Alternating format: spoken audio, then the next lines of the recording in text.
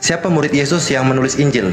Petrus atau Kefas atau Simon, Andreas saudaranya si Petrus, Yohanes bin Zebedeus, Yakobus saudaranya Yohanes bin Zebedeus, Filipus, Bartolomeus, Thomas, Matius, Yakobus anaknya Alfeus, Tadeus, atau Simon orang Zelot, atau Yudas Iskariot?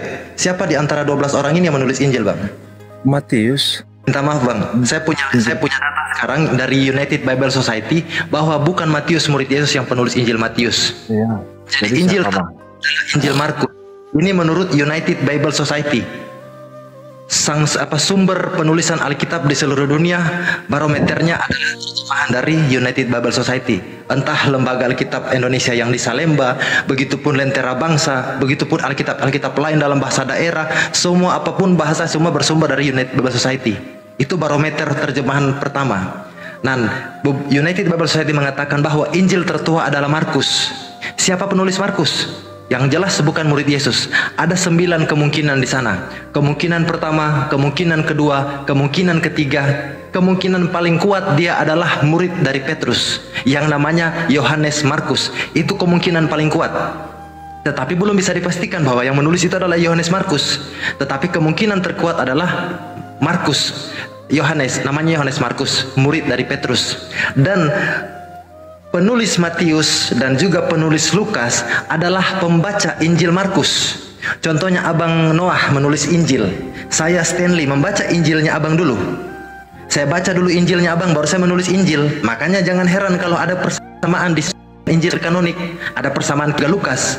Tetapi bukan Matius penulis Injil pertama, Bang. Markus Injil tertua.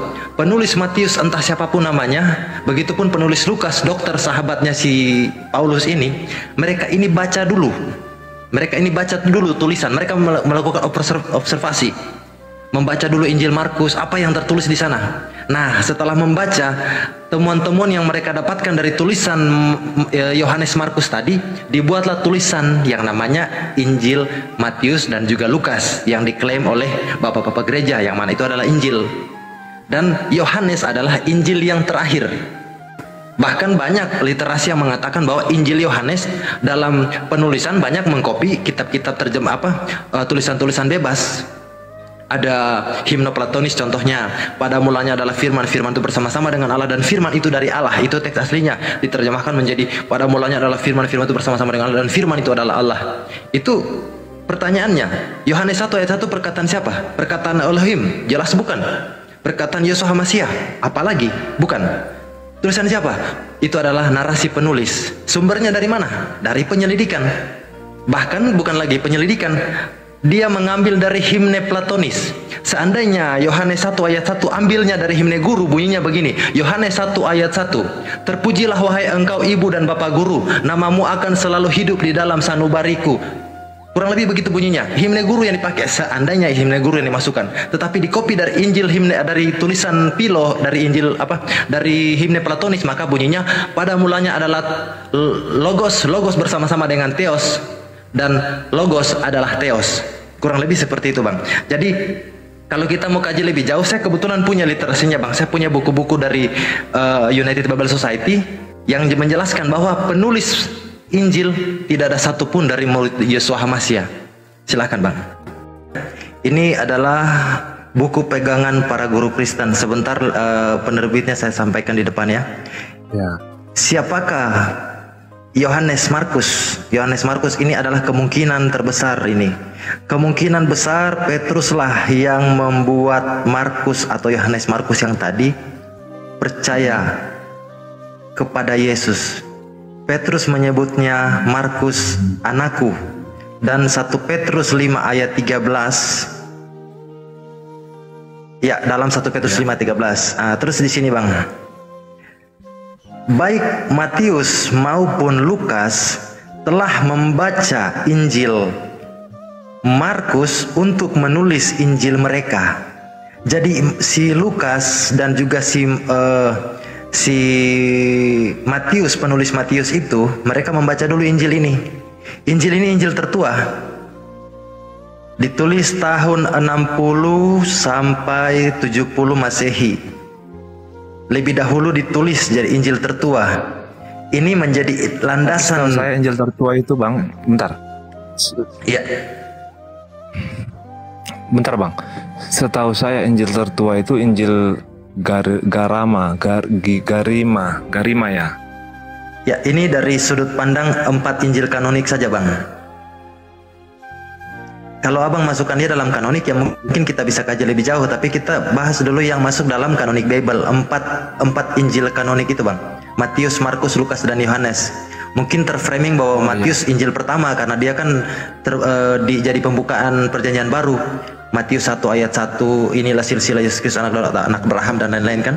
Tetapi kalau kita mengkaji dari penelitian para arkeolog dan juga para ahli teologi Lembaga Alkitab Indonesia yang bersumber dari ini bukunya nih kan, Intisari Perjanjian Baru. Ini diterbitkan oleh United Bible Society yang diterjemahkan oleh Dr. Randa Retnawati Rimba. Ini penulisnya. Ini bukan tukang ojek ini bang, ini pendeta semua ini bang.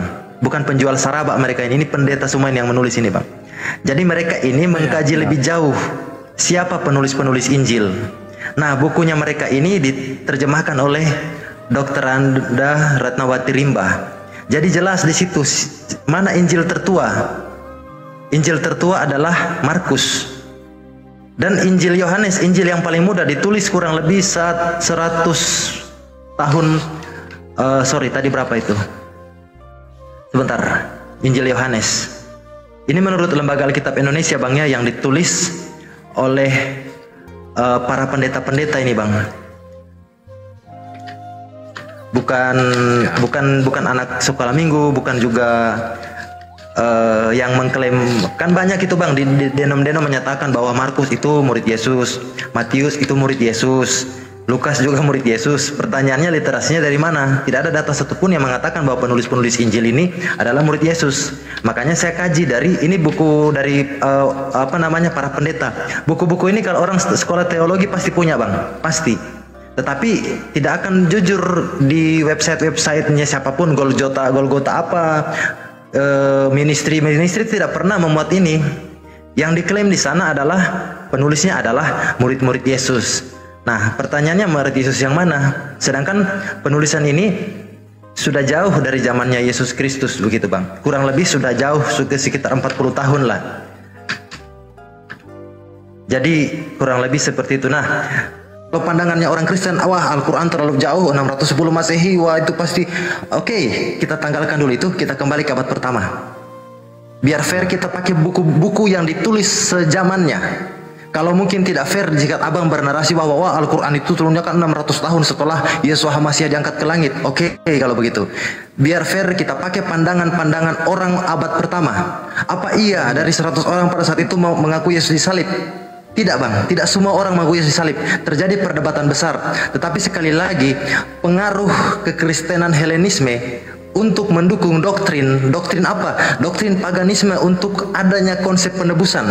Kalau kita kaji lebih jauh, banyak sinkretisme di sana untuk menguatkan doktrin yang terafiliasi oleh paham-paham paganisme yang dimobilisasi oleh liberalisme, kolonialisme dibawa ke seluruh dunia. Kalau kita lihat kalau kita bicara jujur, Kristen ini bidatnya Yahudi, sama dengan Syiah bidatnya Islam.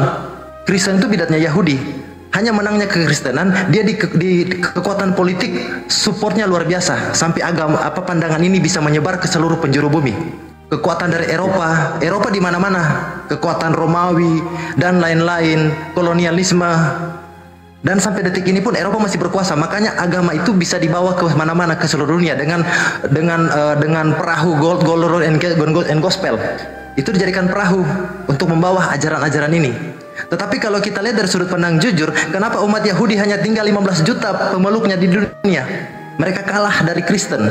Antisemitisme tahun 1900-an, pembantaian orang Yahudi besar-besaran pada saat itu. Abad ke-10, tulisan-tulisan yang bertentangan dengan Bible dimusnahkan.